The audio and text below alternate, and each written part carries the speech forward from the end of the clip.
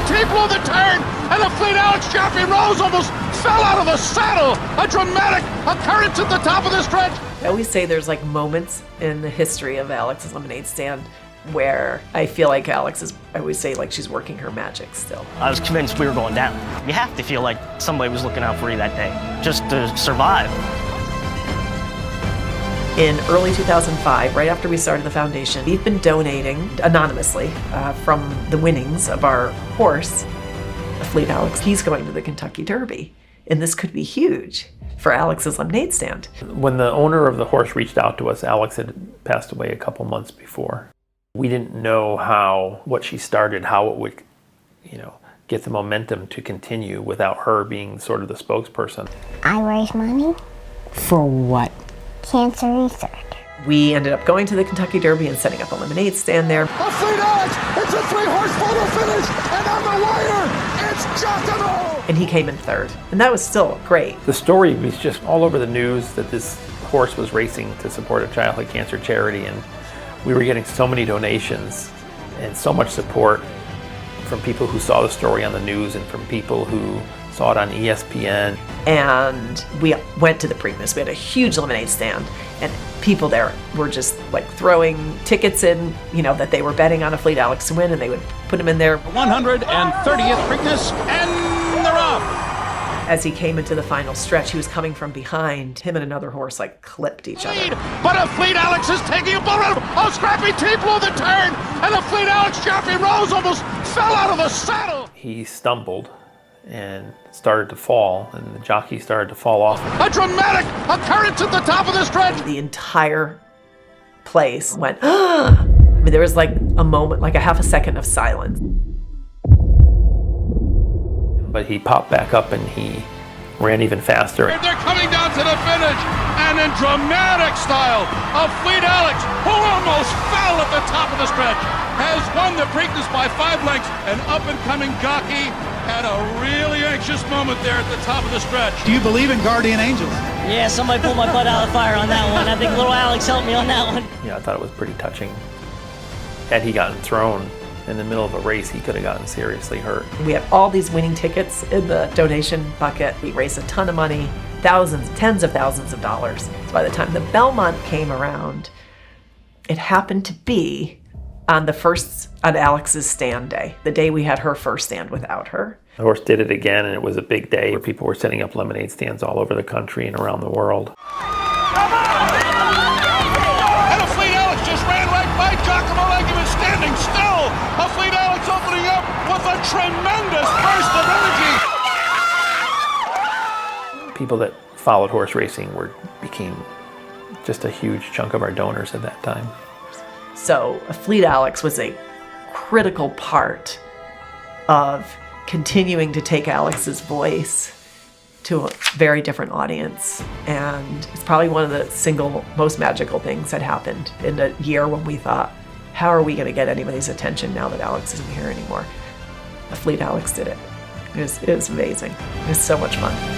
Compelling, outstanding performance by the plucky Afleet Alex. He won by 6 or 7 lengths. Wow, that's such a great story, and it brings back so many memories. There's not many people that get to be part of something so special. To have a horse that just changed the trajectory of Alex's Lemonade Stand Foundation because he was so lovable and he did so many memorable things. And it was just such a fun time in our life. Correct. I mean, our kids grew up with this horse.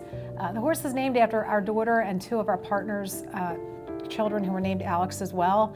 And the horse's dad was Northern Afleet. Yeah. So the name came from Afleet and then Alex, our kid's name. So it was just so special. And then obviously after we started winning these races, Alex's Lemonade Stand kind of just plopped into our lap. It was a perfect fit. It was a perfect fit. And we were looking for a way to give some money back.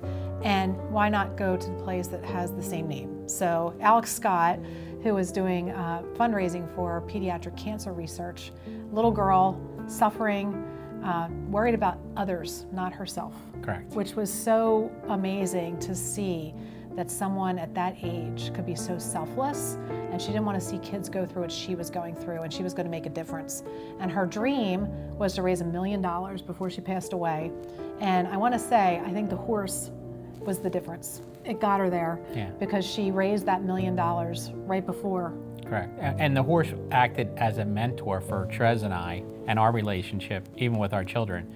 And Alex worked as a mentor for our children because they did pay attention to her. So we thank the lemonade stand for that also. Yeah, the values that they learned. Correct. You know, through that whole time. And they were young and impressionable kids.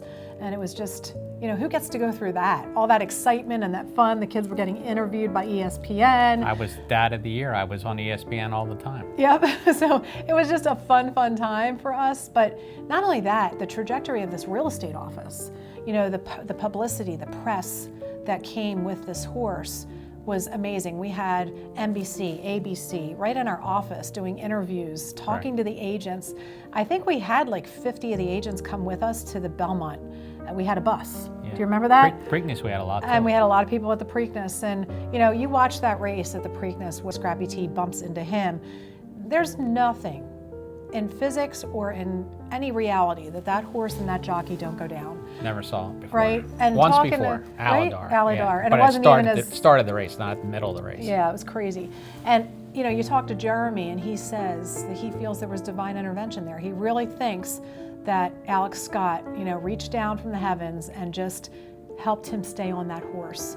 And he also says that him and that horse had such a great relationship that there was no way that horse was going to let him get hurt. The crazy part about that, though, is you would think that was the end of the story. They corrected themselves, they didn't fall, they didn't die, but they went on and won the race. Like, that's just unheard of. By 5 lengths. And we were shocked. Correct. I think Bob's picture, if you watch the replay of the race, is stuck his arm because the horse is coming. He's like, yay, this horse is coming. And then the thing happens and Bob never moves his hand until after the race is over, like a minute. Yeah, I never got the second arm up in the air because I was so worried about even if he won the race, did he get hurt and not be able to run anymore or run in the Belmont? Luckily, he ran in the Belmont and he won that by 9 lengths. Yeah, this was a once-in-a-lifetime opportunity that we had to not only share it as a family, because we got to travel a lot together, we got to go to a lot of really cool places. It was our own little celebrity, which was kind of fun. And that horse, Afleet Alex, I mean, he has thousands of babies. He's one of the most loved horses in Kentucky because of the story. And I still remember the day that woman drove down from Maine. Correct. We were there for Alex's first day at the farm, and they had him ripped off because they didn't want anybody to get him sick. So we're there doing our pictures, we're there with the horse, and we see these 2 women like at the rope, and one is crying hysterically. And I said to Bob, I'm like, I'm gonna go see what's going on with her. So I walked over to her, and here, her and her sister drove from Maine because her sister had cancer. And she swore that if she could touch the horse, her cancer would go away. I mean, talk about ripping your heart out right there. So I went over and talked to the farm manager and asked if there was any way we could let this woman touch this horse, because they really didn't want anybody touching him. And he said, absolutely. She came over, she gave the horse a pet and a little hug and a nuzzle, and she wrote to me almost every year. And she survived her cancer. She did. And she swears it was because she touched that horse. Now, that's powerful stuff right there. And the mind is a powerful thing. And he just affected so many people, including us and this office and the Alex's Lemonade Stand Foundation and the millions of dollars that they raised because of his name. We just can't even express how awesome it was. And I guess also the sadness that comes now because we got to see him 6 months ago and he passed away not long ago. He looked great too. He looked like he could get on the track and run again, but unfortunately not. Yeah, amazing animal. We miss him.